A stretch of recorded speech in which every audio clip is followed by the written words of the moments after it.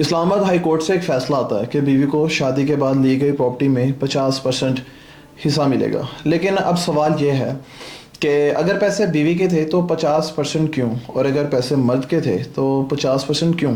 اور سب سے امپورٹنٹ بات، اسلام جو ایک مکمل ضابطۂ حیات ہے وہ کیا کہتا ہے اس بارے میں؟ ناظرین، گزشتہ کچھ سالوں سے ہم دیکھ رہے ہیں کہ کورٹس کے فیصلے عورتوں کو تحفظ دیتے ہیں لیکن ساتھ ہی نئے مسائل بھی پیدا کر دیتے ہیں.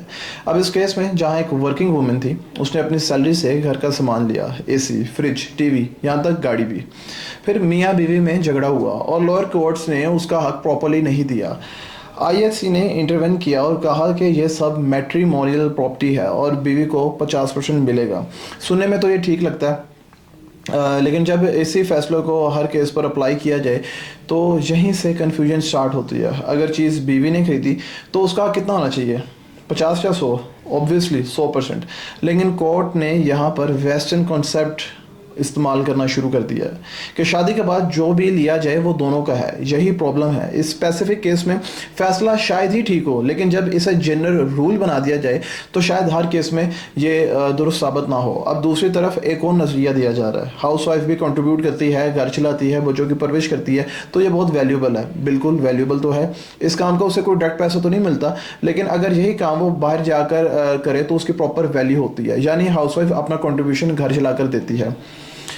لیکن کیا اس کنٹریبیوشن کا مطلب یہ ہے کہ آپ مرد کی پراپرٹی کا آدھا حصہ دے دیں؟ یہاں ایک اور ڈینجرس اینگل میں پیش کرتا ہوں آپ کے سامنے کہ اگر آپ بلائنڈلی ویسٹرن سسٹم کو کاپی کرتے ہیں نا تو رزلٹ کیا ہوگا؟ آپ جائیں باہر دیکھیں، یورپ، یو ایس اے میں ڈیورس ریٹ 50% پلس ہے. اور مرد کیا سوچتا ہے، شادی کی تو آدھی پراپرٹی تو چلی جائے گی. کیا ہم پاکستان میں بھی وہی ماڈل آنا چاہتے ہیں یا پھر اپنا بیلنس سسٹم فالو کرنا چاہتے ہیں؟ اب اس بارے میں اسلام کیا کہتا ہے؟ مرد پہ نفقہ فرض ہے، عورت پہ گھر کا کام فرض نہیں، وہ اس کی رحمت اور احسان ہے. تو اگر یہ احسان ہے تو اس کا ریٹرن 50% پراپرٹی ہونا چاہیے، یا پھر اس کا جواب اسلام پہلے ہی کلیئر کر چکا ہے. اسلام نے آلریڈی سسٹم دے دیا تھا. حق مہر جو کہ بیوی کا گارنٹیڈ حق ہے، عدت کا خرچہ، مدت الطلاق، وراثت میں فکس شیئر، اور سب سے اہم عورت کا مال. صرف اس کا، یعنی اسلام نے آلریڈی تحفظ دے دیا تھا. پرابلم اب سسٹم میں نہیں ہے، پرابلم لائی کر رہی ہے اویئرنیس میں. آپ کی اویئرنیس بہت زیادہ کم ہے. اب ناظرین، میں ایک آپ سے بات شیئر کرنا چاہتا ہوں جس کے بارے میں آپ لوگ کو شاید ہی نالج ہو. نکاح نامہ، یہاں سے ہی سب کچھ کنٹرول ہوتا ہے، لیکن افسوس 90% لوگوں نے کبھی اسے ڈھنگ سے پڑھا ہی نہیں. کالم 17 اور 18 میں یہاں آپ اپنی کنڈیشنز لکھ سکتے ہو، پراپرٹی شیئر ڈیفائن کر سکتے ہو، اپنے لیگل رائٹس سیکیور کر سکتے ہو. لیکن ریالٹی کیا ہے؟ نکاح کے دن ہڑبڑی مچی ہوتی ہے کہ جی سائن کرو، فوری سائن کرو، نکاح کریے، جلدی جلدی سائن ہو جاتے ہیں. نہ دلہن کو سمجھایا جاتا ہے کہ اندر کیا لکھا ہوا ہے، نہ دولہے کو پتہ ہوتا ہے کہ فارم میں کیا ہے.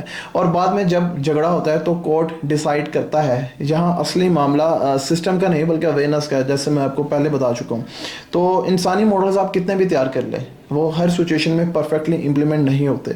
اس لیے ہمیں ضرورت ہے کہ ہم یہ حقوق سمجھیں اور اپنی نیکسٹ جنریشن کو بھی سکھائیں تاکہ اویئرنیس پیدا ہو. نہ صرف شوہر کو سمجھ ہو بلکہ آپ کی بیوی کو بھی اپنے حقوق کا علم ہو، اور فیصلہ کرنے والوں کو بھی پورا جو بیک گراؤنڈ ہے وہ سمجھ آئے.